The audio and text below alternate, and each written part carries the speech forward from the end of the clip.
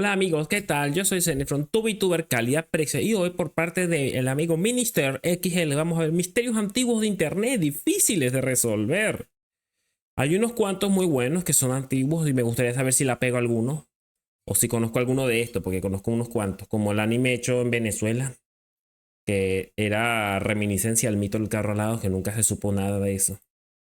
Lo que se me ocurren nuevos títulos para los vídeos de los media, se me ocurrió hablar sobre el internet, esa cloaca donde puedes encontrar teorías pendejas sobre reptilianos manejando los gobiernos. Internet es un paraíso lleno de buenos momazos, vídeos del cacerola, y claro, rincones extraños que nos hace preguntarnos si sería mejor apagar el ordenador. Si bien la red nos ha Bueno, es regalado verdad. cosas increíbles, también nos ha dado fenómenos que desafían las Buen diseño. explicaciones lógicas, cosas que Está basada parecen en la tipa de creadas por un McDonald's, ¿no? genio, un psicópata o por un tipo aburrido con demasiado tiempo libre. Lo cierto es que en internet cuando algo no tiene explicación, con el tiempo se convierte en una leyenda, y esas leyendas tienden a crecer como hongos en la oscuridad alimentadas por foros rancios, en comentarios en 4chan a las 3 de la mañana y en teorías que parecen escritas por alguien que lleva mucho tiempo encerrado en su cueva. Hoy no hablaremos de los misterios gastados que ya tienen 1000 documentales en YouTube, o eso Vamos a ver. creo, ya que vamos a revisar algunos fenómenos que todavía Reminiscencia al mito del carro alado, la casa de... La casa... Ay, ¿cómo se llama el tipo de, de Maucho? Era así, ¿no? Una vaina así, pero bueno. El tipo subió... la casa de Maucho era un sujeto que se tomó una selfie con él y su casa de fondo. Y retó a todo el mundo en 4chan a saber dónde carajo estaba esa casa. Y dónde estaba él. Y durante años nadie supo dónde carajos estaba esa casa. O era una vaina así más o menos. son interesantes, por lo que prepárense porque veremos algunos fenómenos que internet aún no ha podido explicar.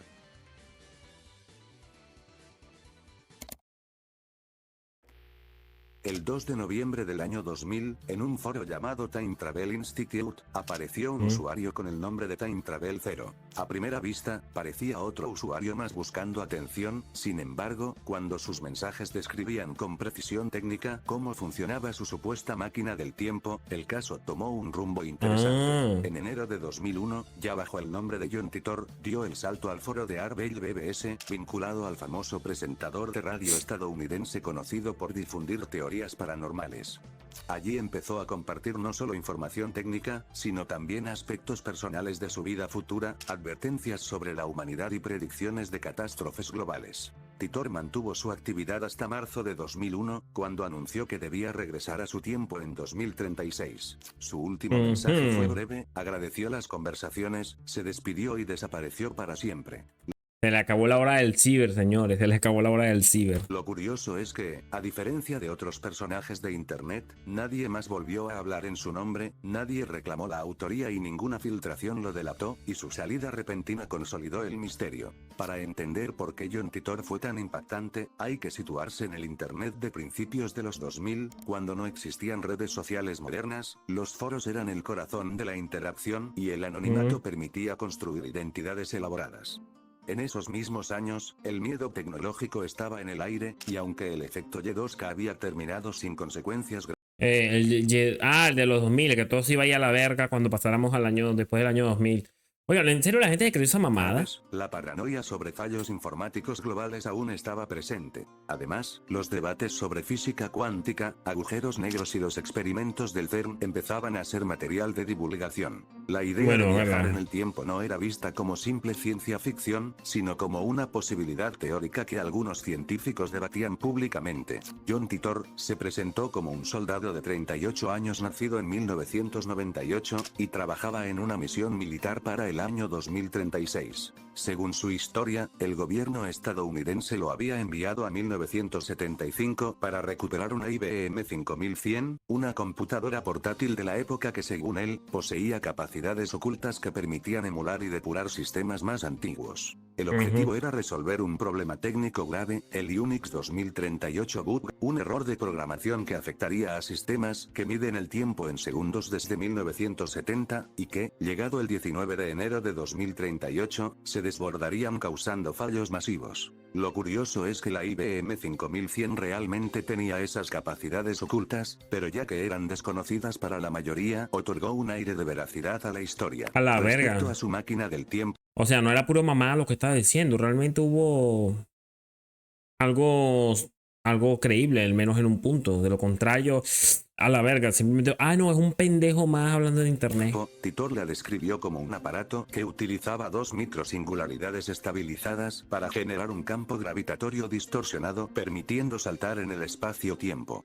Titor no solo hablaba de tecnología, también compartía un futuro desolador, de una guerra civil en Estados Unidos entre 2004 y 2008 causada por divisiones políticas y sociales, una guerra nuclear mundial en 2015 con millones de muertes, y el colapso de las principales potencias, Se la un peló. futuro donde la sociedad se reorganizaba en comunidades pequeñas con menos dependencia tecnológica. Estas predicciones, aunque fallidas en nuestro mundo, estaban enmarcadas dentro de lo que él llamaba líneas temporales divergentes, ya que cada viaje creaba una bifurcación en la realidad, por lo que contaba podía cumplirse en su línea, pero no en la nuestra, y esa explicación era perfecta para justificar cualquier margen de error. Aunque el caso generó múltiples interpretaciones, Bueno. actualmente sigue siendo un Este fue el que sacó la vaina del Marvel, se copió a este tipo para hacer la vaina de Ed Gein. caso misterioso ya que no se ha demostrado su identidad, y aunque en 2009 se responsabilizó a los hermanos Larry Harber y John Reed Harber de haber creado la leyenda de Titor, los entusiastas del tema aún cuestionan su autoría y las discusiones siguen abiertas en foros especializados.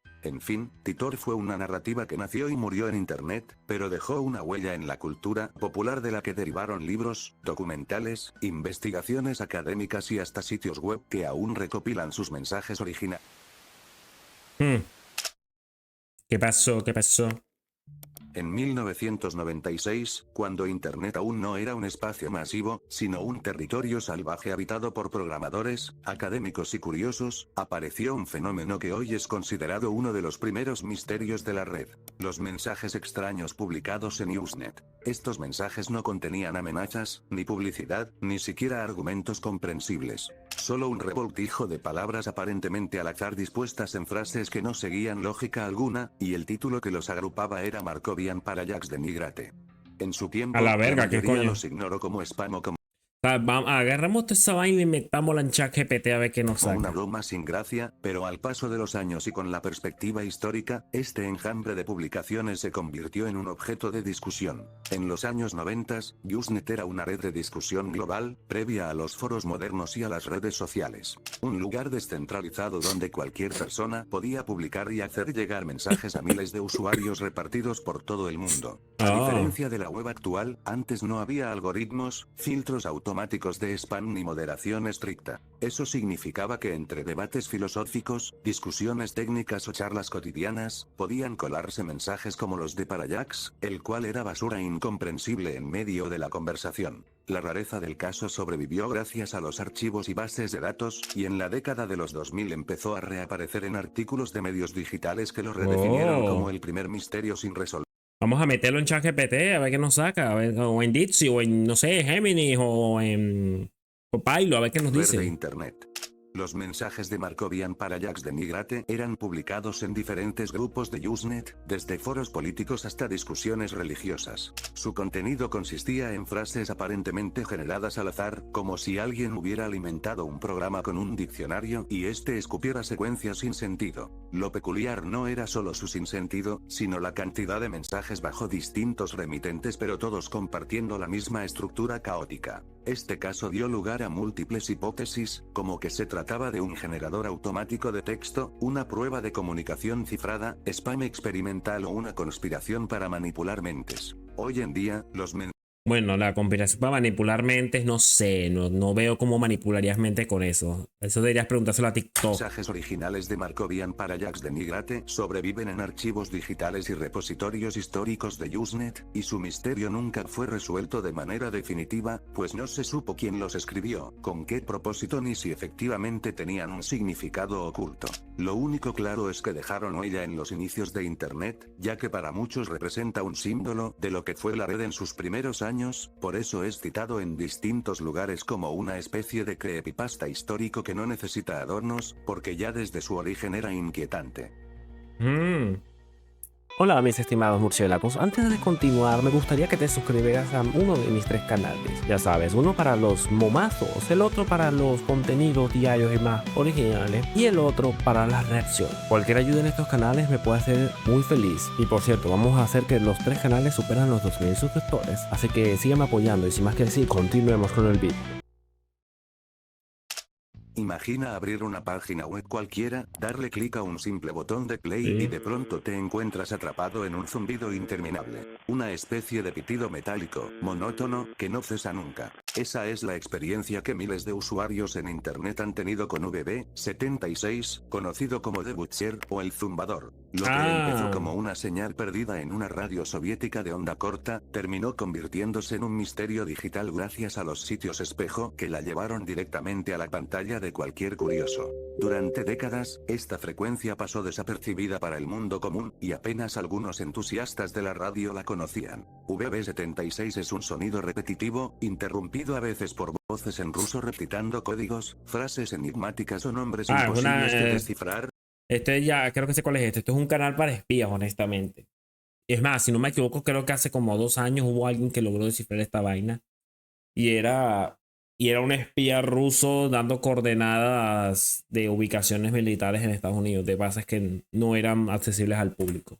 Y nadie sabía si eran órdenes militares, claves cifradas o simples pruebas técnicas. Todo cambiaría en 2010, cuando un ingeniero estonio, Andrus Aslai, decidió retransmitir la señal en vivo a través de internet, y lo que en ese entonces era secreto de radioaficionados, se convirtió en un espectáculo global. Ahora, ya no hacía falta un receptor especial ni conocimientos técnicos, solo bastaba con abrir una página web.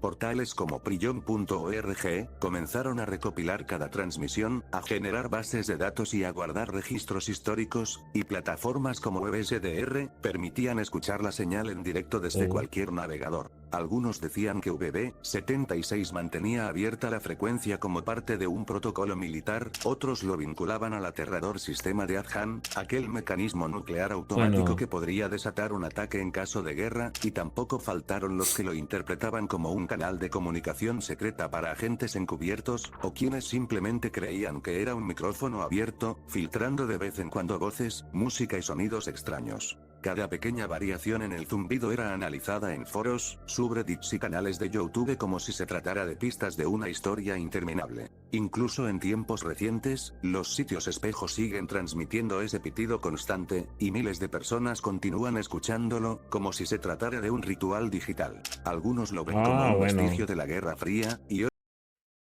pero no, creo que este sigue siendo el mismo del espía que yo les conté hace unos momentos.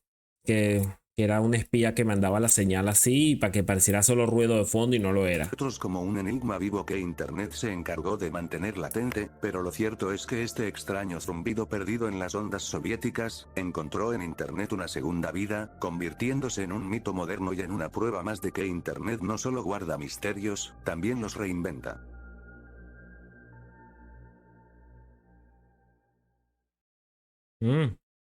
Estuvo bueno el video. Al final todos estos misterios tienen algo en común, y es que nacen de la nada, y en muchos casos, lo inexplicable sobrevive más por la comunidad que lo rodea que por el fenómeno en sí. Internet siempre será un lugar donde las respuestas importan menos que las preguntas, y donde incluso un pitido Ay, no, el puto Among Us. Constante, un mensaje críptico o un blog olvidado pueden transformarse en leyendas. Y es ahí, en esa frontera entre lo real y lo inventado, donde los misterios siguen y seguirán respirando.